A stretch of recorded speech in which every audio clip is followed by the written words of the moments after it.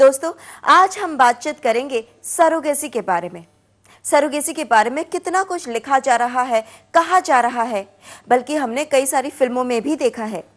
लेकिन exactly surrogacy क्या है, कैसे की जाती है, कौन से लोग इसे करवा सकते हैं, यही जानकारी देने के लिए आज हमारे साथ हमारे स्टूडियो में मौजूद है doctor Hrishikesh Pai. Welcome to the show doctor. नमस्कार दोस्तों, doctor Hrishikesh Pai a consulting gynaecologist और इनफर्टिलिटी स्पेशलिस्ट है लीलावती हॉस्पिटल मुंबई में और Fortis La Femme hospital new Delhi. So doctor, आज हम बातचीत करेंगे सरोगेसी के बारे में। आप हमें एग्जैक्टली बताइए कि सरोगेसी कैसे होती है, क्या होता है? बेसिकली सरोगेसी एक टेस्ट ट्यूब बेबी का एक मॉडिफिकेशन है। नॉर्मली टेस्ट ट्यूब बेबी में हम क्या करते हैं, जिनको बच्चे नहीं होते हैं उसमें आईवीएफ या टेस्ट ट्यूब बेबी करते हैं। उन्होंने हम लोग एग्स औरतों से निकाल लेते हैं, हस्बैंड के स्पर्म से अंडों को फर्टिलाइज करके बच्चे पैदा करते हैं और वो बच्चे वापस वही औरत में डालते हैं। राइट। इन सरोगेसी ये बच्चा जो पैदा करने के बाद वो औरत के कोख में डालने के बजाय दूसरी एक औरत के कोख में डालते हैं, जिसको हम सरोगेट बोलते हैं। यानी और एक औरत वो औरत के लिए बच्चा कोख में झेलती है, पैदा कर सकती है। तो अंग्रेजी में उसको सरोगेट बोलते हैं और अभी हिंदी में भी वही एक शब्द है जिसको हम सरोगेट बोलते हैं। और हमारे भारत देश में लीगल माना जाता है इसे? भारत देश में अभी तक सरोगेसी इलीगल या लीगल नहीं है, पर 2004 में गवर्नमेंट ऑफ इंडिया ने ICMR करके एक संस्था है गवर्नमेंट की, Indian council of medical research, उन्होंने एक 20 लोगों की एक ग्रुप इकट्ठा किया जिसमें डॉक्टर्स थे, लॉयर्स थे, सोशल वर्कर्स थे, गवर्नमेंट ऑफिशियल्स थे और उन्होंने सब मिलके एक रेगुलेशन तैयार किया गया है। उसको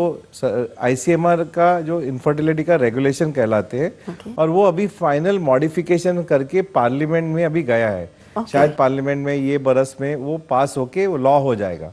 तो वो रेगुलेशन में सरोगेसी को एक्सेप्ट किया गया है। तो 2004 में जब ये रेगुलेशन तैयार हो गया तो हम लोग जैसे मेरे जैसे बहुत से डॉक्टर थे जो 2004 के पहले सरोगेसी नहीं करते थे, वो रेगुलेशन के कारण सरोगेसी हम लोग ने चालू की करने के लिए इंडिया में। सकते हैं, ओके। सुप्रीम कोर्ट ने भी एक्सेप्ट किया है कि surrogacy can be done in India. That is called the baby Manji case. And doctor, कौन लोग, कैसे कपल्स सरोगेसी करवा सकते हैं अपने आप के लिए? पहले चीज यानी सरोगेसी कौन कर सकता है, ऐसे नहीं कि कोई भी अच्छा औरत बोलेगी अच्छा मैं अभी शादी से मेरे को बच्चा पैदा नहीं करना है, बच्चा मांगता है पर बच्चा झेलना नहीं है, तो मैं सरोगेसी कर सकता हूँ। ऐसा नहीं चलेगा। वो लाइफस्टाइल के लिए surrogacy is not allowed. Medical indications जो है उनके लिए ही सरोगेसी अलाउड है। जैसे कि कोई औरत है जिसको हार्ट का प्रॉब्लम है या और कोई मेडिकल डिसऑर्डर है जिससे यदि वो बच्चा झेल लेगी तो उसके जान को खतरा हो जाएगा, तो वो सरोगेसी कर सकती है। दूसरे ऐसे औरत है जहाँ पहले चाइल्ड बर्थ में उनका बहुत ब्लीडिंग हो चुका है और गर्भाशय को निकाला गया है, या बहुत और डिजीज के कारण गर्भाशय को निकाला, जैसे मल्टीपल फाइब्रॉइड हो या सीवियर ट्यूबरकुलोसिस हो जिससे गर्भाशय डैमेज हो चुका है, या हमारे देश में सर्वाइकल कैंसर का भी प्रमाण ज्यादा है। यंग लोगों को कैंसर हो जाता है थैली के मुंह का,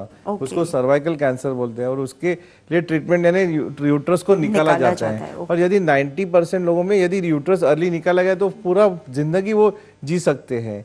तो जब वो लेटर ऑन शादी करेंगे तो यूट्रस नहीं होगा तो यानी गर्भाशय नहीं होगा तो बच्चा कैसा रहेगा, तो वो लोग सरोगेसी कर सकते हैं। पर ये लाइफस्टाइल पर्पस के लिए नहीं कर सकते। यानी कि समझो आपको लगा कि नहीं मेरी शादी हुई है, मैं मॉडल हूँ या मैं एक्ट्रेस हूँ और मेरे को अभी मेरी फिगर को अच्छा स्पॉइल नहीं करना है तो मैं दूसरी औरत से बच्चा झेल लूंगी, ऐसे ये रीजन के लिए सरोगेसी नहीं कर सकते। एंड डॉक्टर, मैंने एजेंसीज के बारे में भी सुना है, तो ये एजेंसीज कैसे मदद करती है सरोगेसी में? तो गवर्नमेंट का जो ICMR डॉक्यूमेंट है ना, उन्होंने ऐसा बोला है कि जो डॉक्टर है वो सिर्फ प्रोसीजर कर सकता है, पर वो जो सोशल पार्ट है सरोगेसी का वो नहीं कर सकता है। जैसे कि मैंने आपको बोला कि IVF करके हम सरोगेसी करते हैं, यानी एग निकालते हैं, हस्बैंड का स्पर्म लेके बच्चा बना के वो सरोगेट के गर्भाशय में डालते हैं, तो वो प्रोसीजर डॉक्टर का रोल है। पर सरोगेट का रिक्रूटमेंट करना, उसको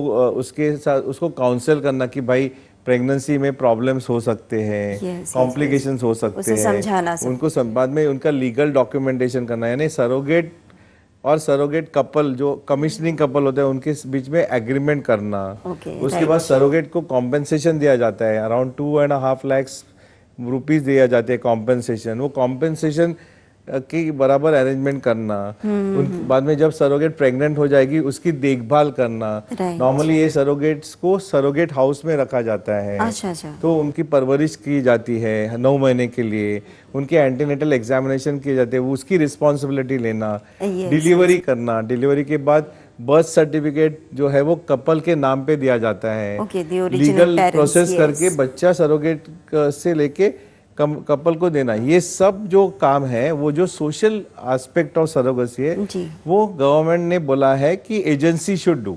Okay, तो उन्होंने 2 पार्ट किए हैं, सेपरेट कर दिया है सेपरेट कर पूरा, दिए हैं। yeah.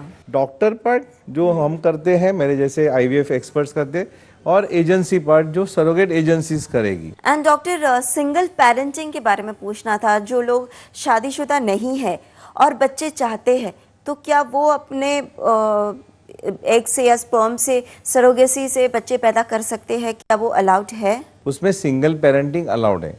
Okay. तो 2 तरीके के सिंगल पेरेंटिंग होते हैं। एक यानी मेल यानी आदमी जो नॉन मैरिड है उसको बच्चा मांगता है, जी। और एक लेडी जो अनमैरिड है उसको बच्चा मांगता है। यस। लेडी यदि अनमैरिड होगी तो वो आ सकती है, हम कंसेंट लेके सिर्फ डोनर स्पर्म लेके उसको इंसेमिनेट कर सकते हैं। तो वो बहुत ही इजी है। ओके।